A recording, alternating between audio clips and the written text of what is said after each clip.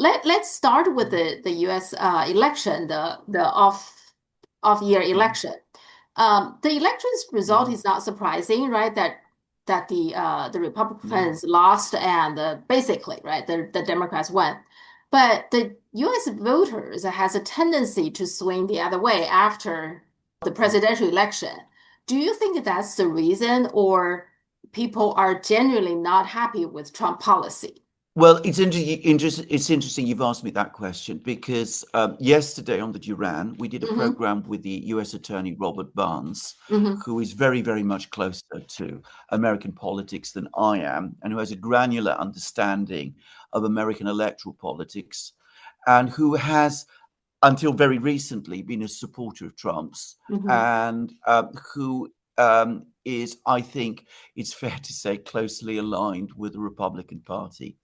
He thinks this was an electoral disaster for Hmm. Trump and the administration.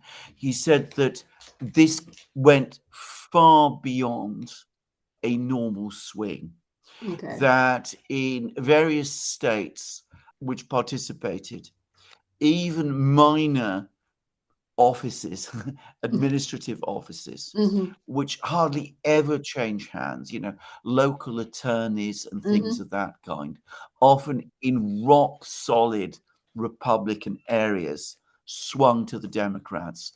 In one place, the Democrats won where they hadn't won in 100 years. Oh, wow. So he said, yes. So he said this was actually an earthquake. And he says that his view is that it goes far beyond a normal electoral pendulum swing. Hmm. It signifies deep disaffection and the fracturing of Donald Trump's electoral base, that they're turning against him, that they feel that he's losing his way, that he's becoming increasingly distant from what he promised, Hmm. and that his electoral coalition is collapsing. And what is driving this more than anything else is the everyday conditions of life of more and more people. Now, Robert Barnes, and he's a tax lawyer, so tax lawyers Hmm. tend to be very, very, they know what is going on in the Yeah. economy. He made it fairly clear that he believes that the underlying economy in the United States is in deep recession. Yeah. So the that's my feeling too, because you get the feeling that Trump in particular like to talk about the stock market, right? But most people Mm. they don't watch the stock market every day. They have to go buy groceries, right? And buy gas and all that kind of thing. And you do see the prices gone up. That is very much so. And I personally also think the Epstein file also hurt him a lot. I think that Yes. right that he made such a big promise that he made it very clear. And then this 180, I think, really make a lot of people disappointed, I think. So, Well, it's very interesting you say that because Robert Barnes said exactly the same thing. okay. He said that the turning point was, in fact, the decision not to publish the Uh-huh. Epstein files. He Yeah. said that the two months, first 2, 3 months of the Trump administration, everything was going very much his way. Uh-huh. Then he made that decision in May, and from that moment, it's been a rapid decline. Things have been going from bad to worse. Mhm. His electoral base turned on him, and the policies, all of the other policies, began to change as well. And the policy towards both China and Russia became much Mhm. more aggressive as well too. And he Yeah. said that the electoral coalition opposes all of that. Mhm. And they felt that the decision not to publish the Epstein files was a massive breach of faith. And I also feel that the in general, I think the Republican base, they are less forgiving. They tend to hold their politicians more accountable than the Democrat base. Mm. Do you feel that? I Yes. feel that's more so. Yeah. Well, the modern Republican base absolutely. The one that Trump has created, no question about it. And again, Barnes said essentially the same thing, that Hmm. they're bitterly disillusioned with what Trump has done, that they voted for him, expecting him to do one thing, and he's ended up doing the other. One more thing is with Mamdani's election victory, which actually is not surprising, but consider how much attack he was endured, right? That there's so many people lined up together to attack him, but he still won big. I wonder that reflects a little bit that, in particular, young people nowadays they are more accepting socialist than previous Yeah. generations, right?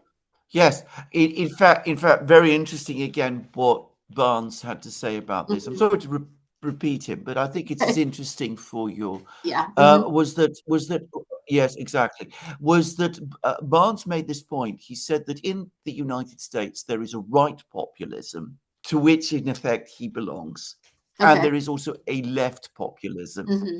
And he said that both can be electorally successful because they address the actual concerns of people.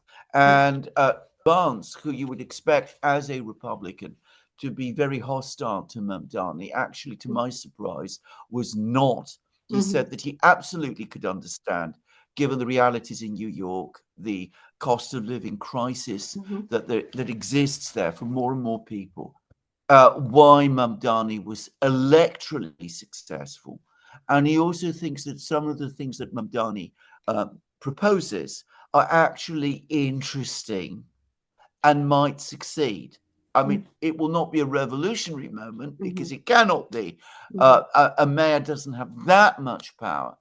But he said that the Mamdani win demonstrates again the bankruptcy, the electoral bankruptcy of the political center, of which Trump, it's now increasingly clear, is a part. Now, with that, one thing I don't quite understand is this the government shuts down. Now it seems ending. Okay. It seems like the Democrats caved. They gave in a lot, but they just had this Yeah. remarkable victory. Why they quickly cave? Is that how you interpret the They did cave, and you're absolutely correct. I'm going to make a guess, and I'm afraid it's a very cynical one. I think that they started this shutdown Mhm. basically as an election tactic, which Okay. up to a point succeeded. They don't want it to continue too long because it's now us, but also many people who um, are part of their support base. And for that reason, having achieved the election victory, Mhm. they're now just switching it off. And I think, yeah, and as you rightly said, that means caving. Yeah. Well, but does that mean, I mean, the key point here is the Obamacare subsidies, right? Now, Yeah. without the Obamacare subsidies, does it mean Obamacare is going to collapse, you think? Presumably, Okay. eventually. I mean, I've never been impressed by Obamacare Hmm. at any point, I should say. I mean, Uh-huh. it seems to me that it was basically a massive subsidy Yeah. to a Mhm. healthcare system that is terrible. And when you subsidize a terrible system, you make it worse. I've noticed, by the way, China doesn't do subsidies. No.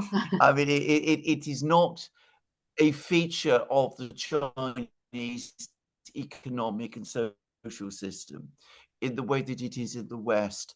Subsidies are a very, very big thing Hmm. in the United States. They're becoming a very big thing in Germany too, by the way. I've just done a program about it. Hmm. Um, and something that is basically already bad. And that was what Obama was. And sooner or later, it will collapse under its own weight because Hmm. what the subsidy does is that it rewards bad practice. Yeah. That's my own view. It's absolutely not anything to do with socialism. Let's make that absolutely clear. I Yeah. mean, a genuine, real socialism is something completely different. Yeah, China's principle, like poverty eradication, what they're trying to do is to help people to be standing on their own feet, right? So that they build the infrastructure, so like a road and electricities and the power, I mean power lines and the phone lines and the internet. So they build all these things so that a very remote village can have a contact to the outside. So the people in that village Yes, will be able to, grow their own fruit, for example, and then sell them online and transport it.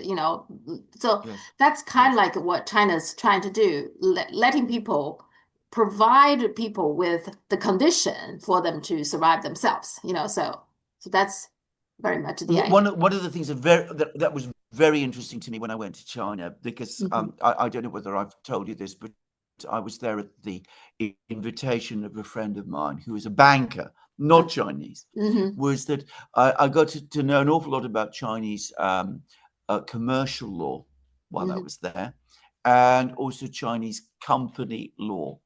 Okay. And it was very interesting and profoundly different from what you find in the West. So, Chinese company law is very oriented towards that makes up the company. It's not profit driven in the way that is the case in the West. Hmm. It tries to make you think, look, you are there as a company to achieve certain social and economic goals, Hmm. not just to make a lot of money for your shareholders. So Yeah. it was profoundly different. And my friend told me that this was something that you find in Chinese commercial contracts all the time.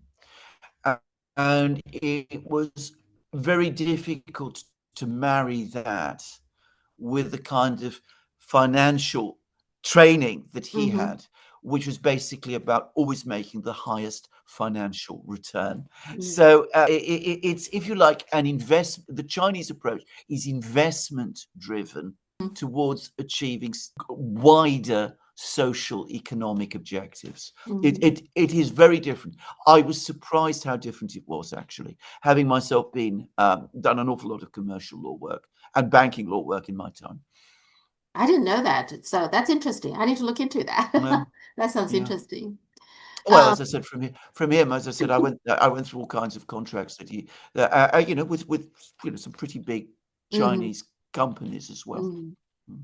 Yeah, but I do notice that in China, like the Chinese government is Yeah. really reluctant to just give people money, the kind of a subsidy in Yes. that Yes. sense. Yes. So yeah, they Yes. they they tend to Yes. look into the root of the problem rather than just cover the Yes. surface. Yeah. Yeah, yeah, Yes. Yes. I mean, obviously, planning is not something that China has a ideological aversion to, yeah, which we also have in the West, yeah, in some yeah. places in the West. So again, this is it's it. The two systems are profoundly different from Hmm. each other, Yeah. despite the fact that there are obvious, I mean, resemblances. I mean, China does a lot of competition, as you basically said. In Hmm. fact, China does more competition Yeah, than yeah. they do in Germany, for example. Hmm. Subsidies, the kind of subsidies that I talked about, are anti-competitive. Hmm. What I've been talking about just now with Chinese companies is not. Okay.